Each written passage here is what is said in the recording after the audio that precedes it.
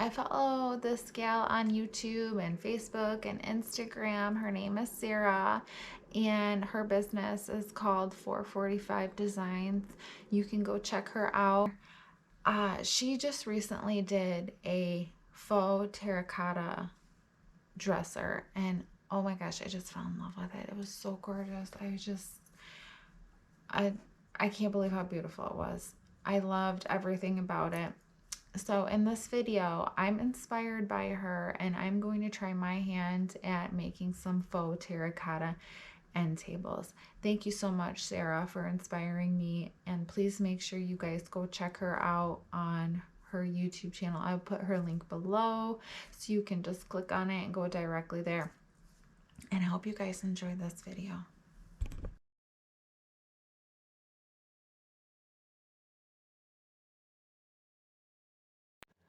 All right, so here are the tables I'm going to be working on. These are just like an MDF particle board type material. I picked them up at an auction and I think I paid like $13 for them.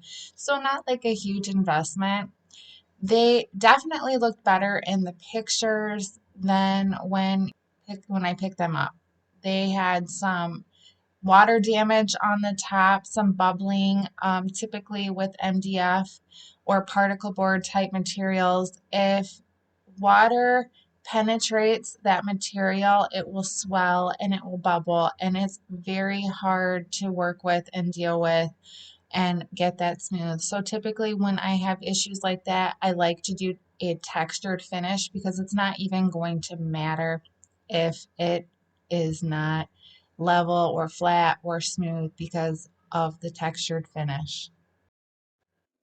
So I start out with my basic and regular prep things that I always do. I cleaned everything, removed the hardware, and then I just took a 80 grit sandpaper and my orbital sander and sanded everything down. I just want to scuff it up. I don't need to get it all the way down to the material that is under the existing finish. I just want to make it abrasive so that way when I lay down my paint, there is something for my paint to adhere to.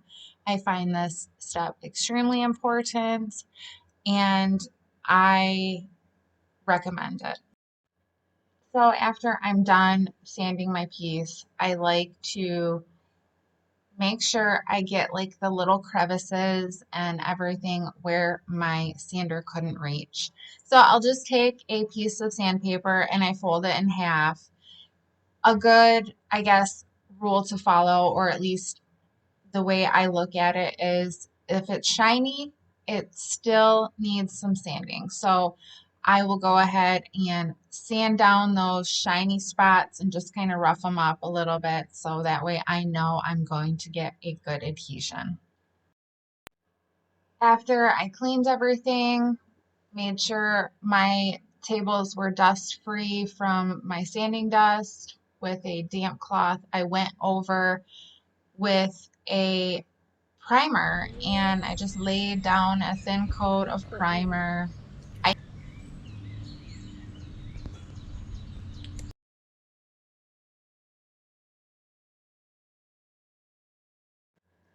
I always like to do a little scratch test to kind of see how well my paint is adhering, and you can see this is really good. So now here's the fun part, the painting. I'm trying out some new colors and some new products that I have not used before. So I just kind of did a couple of little tests, and because I wanted like a terracotta color, and this coral color I had was just way too, I guess, corally. I don't know. It was not what I was looking for. So I mixed it with two different color greens. One was a mist tank color from Debbie's DIY paint brand line, and one was a Waverly moss. And I just kind of mixed everything to kind of get a sample of what it was going to look like before I just smothered it all over. Um, and I ultimately decided to go with the Paint Couture coral color mixed with the Debbie's Design Diary DIY paint brand that is a mist tint because I liked that one. It was a little bit closer to my terracotta pot that I was using to kind of compare.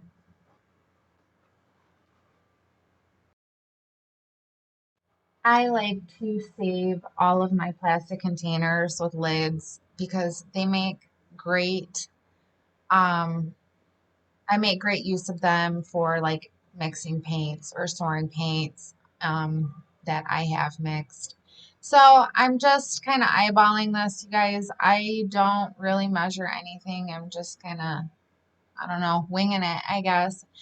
When you are doing this, so if you're an eyeballer like me, you just got to make sure you mix enough paint that it's going to cover your piece because if you don't, it could be very difficult to match up if you run out of paint. So I'm just kind of adding some paint here, adding some paint there, trying to get close to that terracotta pot that I'm using for my visual um, as far as paint color goes. So in Sarah's video, she used spackle as her additive for her texture medium. So here I am throwing some spackle in there. This is just the lightweight version, I guess is what it's called. I'm not measuring anything. I'm just kind of putting it in there. Um, it kind of reminds me of the consistency of like frosting or something after I mix it all in. Um, but I guess depending on your personal preference, you could add more or you could add less to make it thicker or thinner, depending on what you are looking for as far as texture wise goes.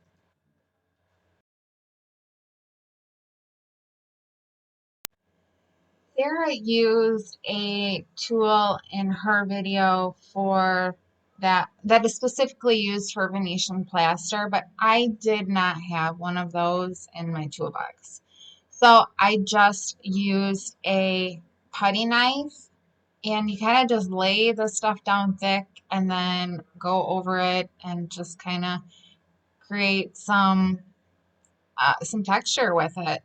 It was kind of difficult to use this putty knife, so I ended up finding a palette knife with all my artist paintbrushes and stuff like that. So it's just like a little plastic tool that you use. It almost sort of reminds me of like a stucco building or something like that. But you can kind of see the thickness of the paint and the different kind of ridges and stuff it is creating.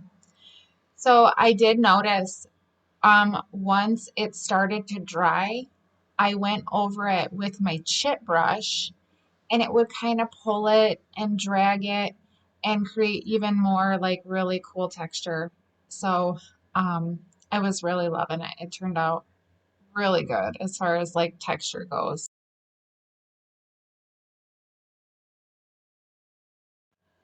So this is one of the reasons why I think if I did this again, I wouldn't do the primer. As you can see, there are some areas where it's kind of like peeking through and it didn't cover with my paint. I wanted to add some more like contrasting colors and some shadowing and stuff like that anyways. So it wasn't a huge deal on this piece in particular. So I mixed up some more paint and I just made it a little bit darker than my previous mixture of paint. Added some more of the lightweight spackling, but I didn't add as much this time because I didn't want it as thick. And then I just kind of went over all the little spots where I could see the primer showing through or my first layer of paint did not cover.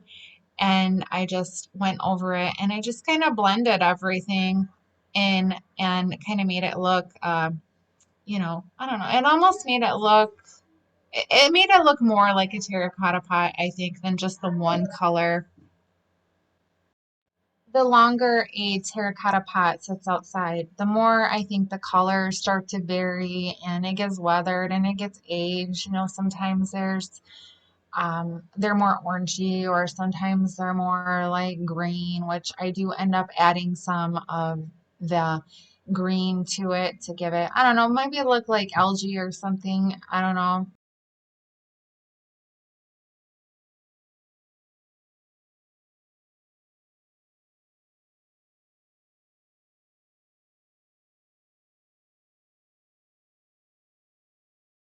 My first layer of paint was not completely dry when I did this. So it just kind of helps aid in the blending process to kind of mix those colors together and pull them together and get like softer edges and better blends when the paint is not completely dry.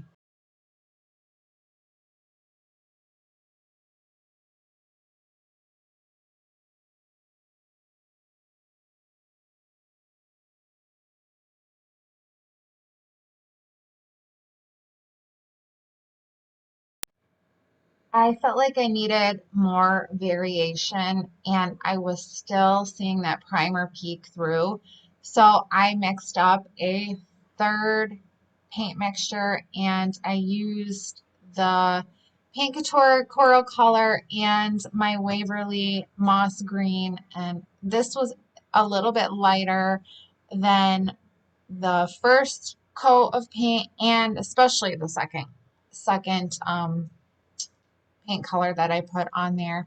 So I just mix this up and I just put it wherever I seen I needed some more uh, coverage that my primer was coming through.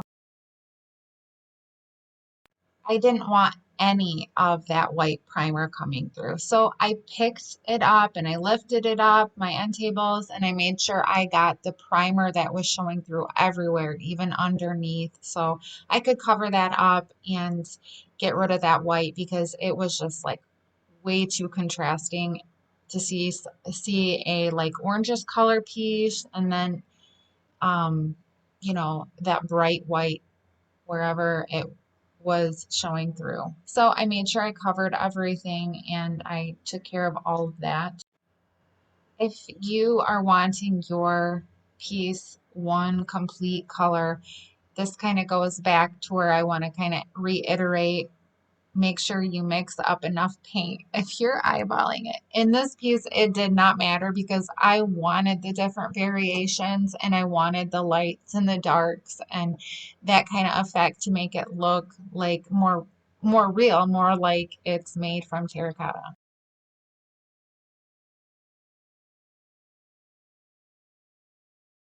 After the paint was dry, I gave it like a whitewash effect, but I'm using like a grayish color paint. I'm just taking this little mister bottle and I've got this really cool brush. I don't even know, like it's just I love this brush. It's natural bristle and it's really easy to use and it's really easy to get in the corners and everything. So I'm just kind of, you know, putting some water on my piece, then brushing my paint on, then spraying my paint with water, trying to get that drippy effect, and I'm going in and feathering everything, dry brushing and blending, and it helps to kind of show that textured layer that we did with the spackling. If you guys are still here watching this video, I just want to say thank you so much. I really appreciate it. And please remember to hit that notification bell and like this video and subscribe. I really appreciate it, you guys. It helps my channel out so much when you do things like share it and comment and like it and, of course, subscribing. That's always good too.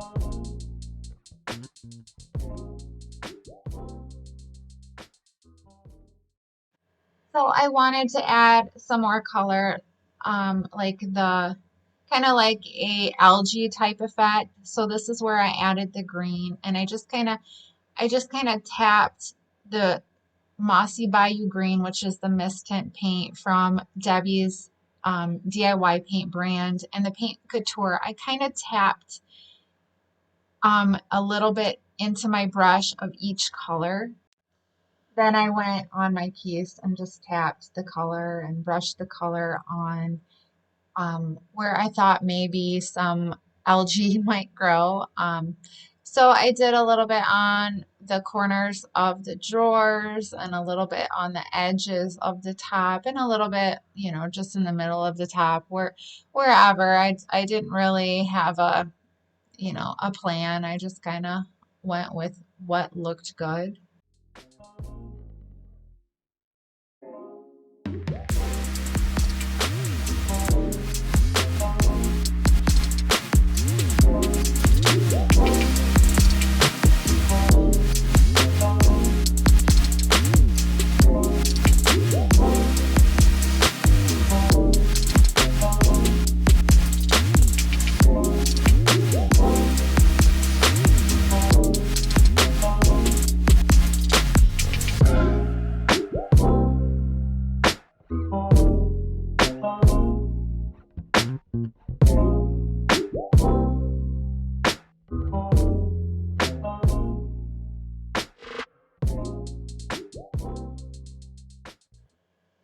While everything was still wet, I took that natural bristle brush that I love so much, and I just kind of went in a circular motion and blended all the colors together and gave it a nice soft look. I felt like I needed to dirty this up. So I used a bronze metallic glaze, and I've had this stuff forever. Oh my gosh, like probably 7 years. I can't even remember when I got this. I think I got it at like Lowe's or Home Depot or something. I want to say the brand is Martha Stewart. I don't even know if they sell this anymore, but I love it. I'm just taking a small artist brush and kind of just dabbing it here and dabbing it, tapping it there, and using my finger and rubbing it in. And then, I mean, I literally have like nothing on my brush. There's hardly any on my paintbrush. And then I do go back and put a little bit more on my paintbrush and just kind of go over the edges and make it darker. Yeah, but this just adds a little bit, and then I'll take my artist brush and just kind of gently rub it across the textured areas, and it just highlights them so nicely. But yeah, I love this stuff. I love using glaze. Sarah had used some really pretty, like antique gold looking hardware on her dresser. So these were silver, and I just wanted to update them. So I scuff sanded them with some sandpaper, to create an adhesion, just like I do on the piece of furniture. Scuff sanded them, I cleaned them, I sprayed them with an antique gold spray paint. And then finally, all I needed to do was seal the piece. I went with a clear brushing lacquer on these because I wanted something super extremely durable, and I know that lacquer is durable. I have many pieces in my home that you have used lacquer on. So it's really stinky, it's really smelly. I water it down, or thin it down I should say, with lacquer thinner to make it easier to brush on. Sometimes it gets really thick. I just brush it on and let it dry, and it dries pretty quickly in about 30 minutes before I need to put another coat on it.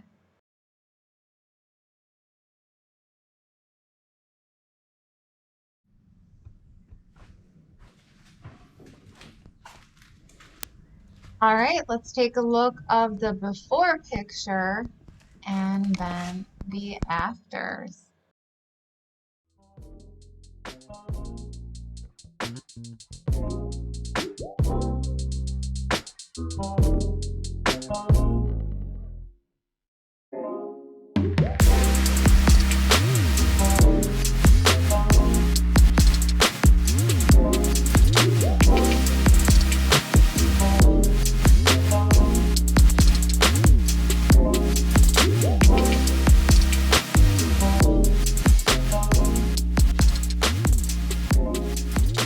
Thank you guys so much for watching. I hope you enjoyed this video. I hope you like my terracotta end tables, and I'll see you next time.